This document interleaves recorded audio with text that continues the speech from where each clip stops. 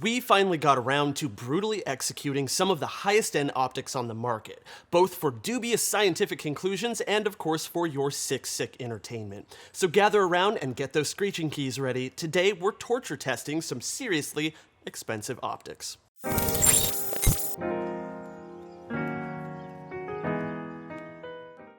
What is up, guys? My name is John with PewPewTactical.com, your definitive source for gun reviews, gear guides, and all things that go bang.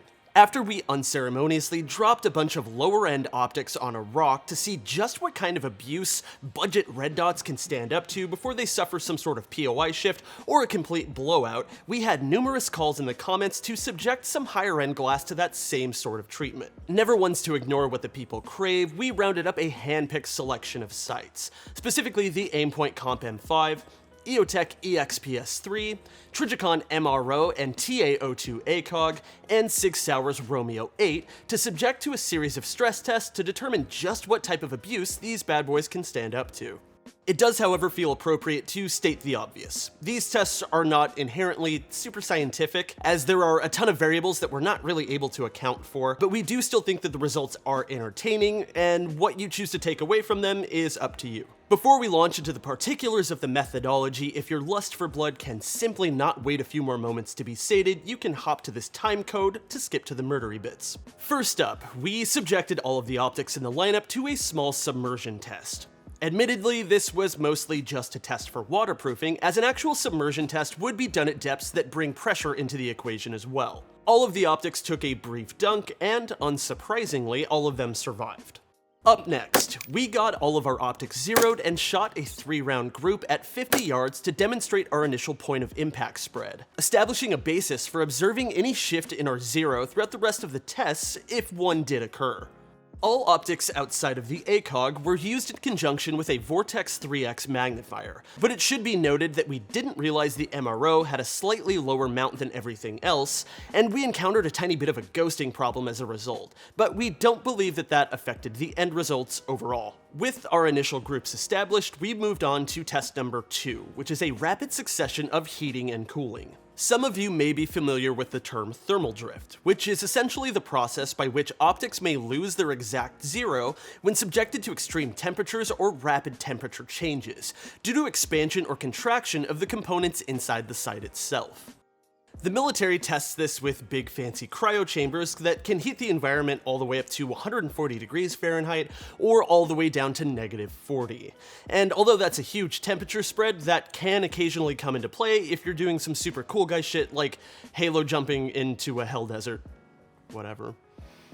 Unfortunately, as we don't have access to that sweet military industrial complex wallet, we had to settle for something a bit less extravagant. Each sight was blasted with compressed air held upside down, subjecting them to a stream of freezing liquid CO2 because of science and shit. We continued cooling the optic until a laser thermometer registered a temperature of around -30 to 40 degrees Fahrenheit.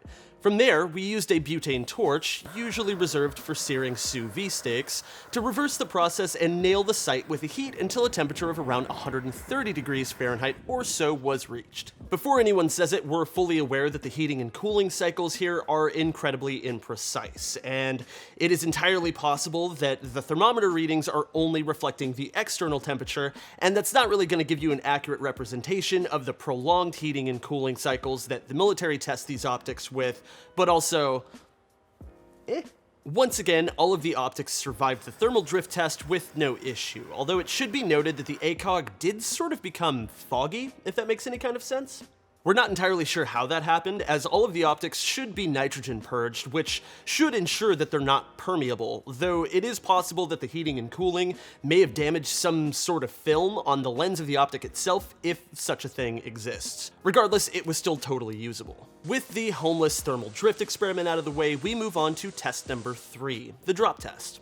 While still not incredibly scientific, we did attempt to drop each optic in a similar manner onto a large rock about 5 feet or so below all of them, which is a similar process to what dealt a killing blow to a lot of our cheaper optics in a previous torture test.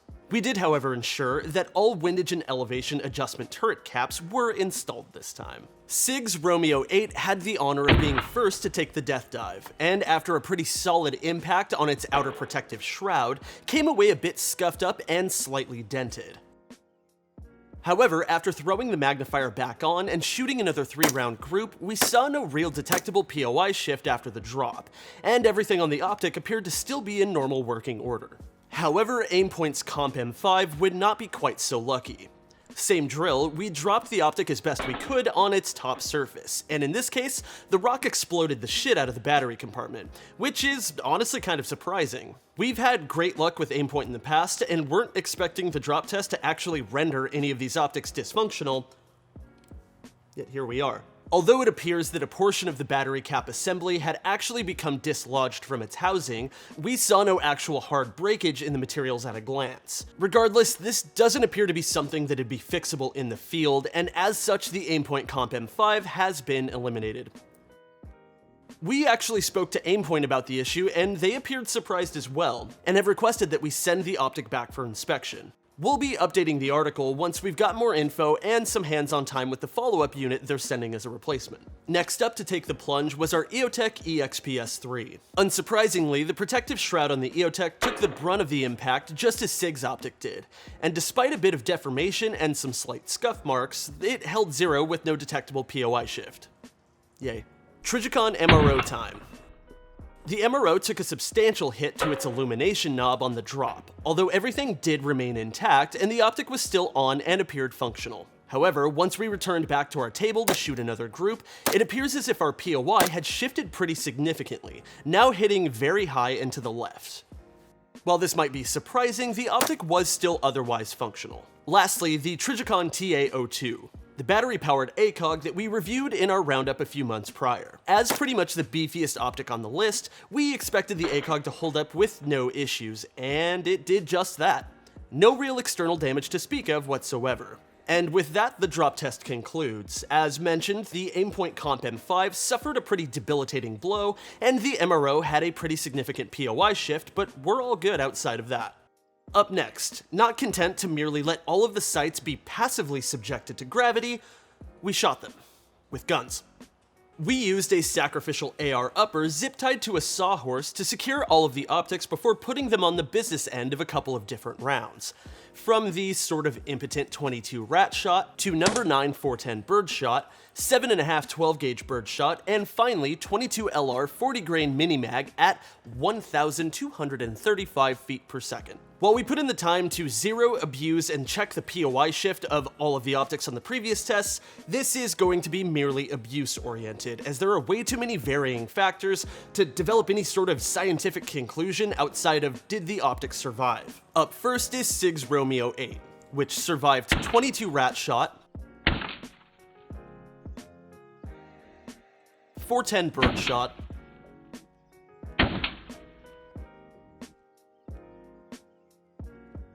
12-gauge bird shot,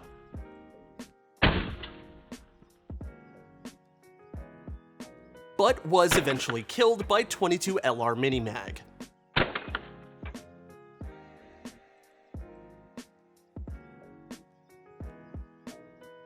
As mentioned, since the Aimpoint Comp M5 died during the drop test, we saw no further reason to desecrate the dead. The EOTech EXPS 3 survived 22 rat shot, 410 bird,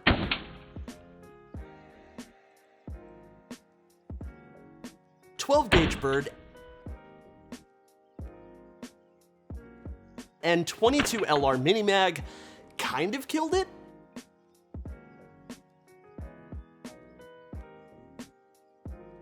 While the impact of the 22 did absolutely destroy the front lens and most of the rear lens, what remained of the rear lens still provided a little bit of a platform for the hologram to remain slightly visible, though we suspect that if you put it on an AR and shot it, it would continue to fracture until it was completely dead. So, 90% of the way dead. Trijicon's MRO survived 22 rat, 410 bird,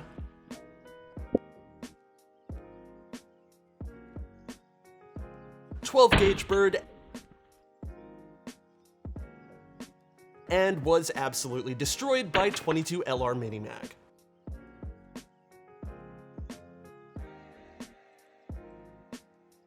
And lastly, Trijicon's TA02 ACOG survived 22 rat, 410 bird,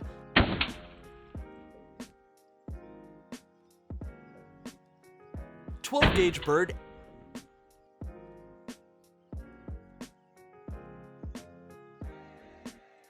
and 22LR Minimag, sort of. Interestingly, it appears as though the 22LR pierced both the battery compartment and the battery itself, which appeared to react chemically in a way that dissolved the 22 projectile. A cursory Google search indicates that lead can be dissolved by sulfuric acid only in an environment with electric potential, such as that found within some types of batteries. This is what appeared to happen, but we barely remember last week, let alone Bill Nye episodes from 20 years ago. So, However, given the fact that the ACOG didn't immediately have its lens blown out, we figured it deserved one last POI test as a send-off. Although the illumination no longer worked, the optic was still zeroed and there was no detectable POI shift whatsoever. Additionally, the recoil of the AR appeared to momentarily revive whatever connection was severed by that 22LR hit, so the optic was illuminating briefly when I was firing it, which might suggest that there could still be some life left in it if you could figure out how to repair it. All in all, there are some pretty fun and interesting takeaways here, but like we said, they're just for fun, so don't flip out. As the ACOG was the only one to survive all of the tests, perhaps it wasn't fair necessarily to pit a beefy-ass prism optic against a lot of inherently sort of more fragile red dots and hollow sights, but we specifically wanted to put high-end optics as a broad general category through the ringer to see exactly what it'd take to kill the offerings of some of the top brands on the market. So what are the takeaways here, if any? Well, for us, I think that our minimally scientific testing shows that shrouds do help protect the optic a ton from drop and impact damage. Although not as rigorous as the military's version of the thermal drift test, we saw no detectable thermal drift in our EOTech model, which if you are a part of any online gun community, you probably have seen people freak out about. Also, as demonstrated previously, hollow sights are really cool in that they can suffer a front lens blowout and still have the optic be totally functional. Surprising no one, Trijicon's ACOGs are incredibly durable. And lastly, the MRO is maybe a little bit on the weak side, but we do still like the optic overall, and obviously the things that we subjected it to are a bit extreme in all honesty. But if you guys like this format overall, go ahead and leave us a comment below if there's anything that you think we should have done differently, or things that you would like to see incorporated into this type of testing for the future, as I'm sure you're undoubtedly going to. That's gonna do it for us today, guys. Thank you so much for watching. If you enjoyed the content, subscribe to the channel, as we're probably going to keep destroying stuff. Once again, my name is John with PewPew Tactical, and we will see you next time.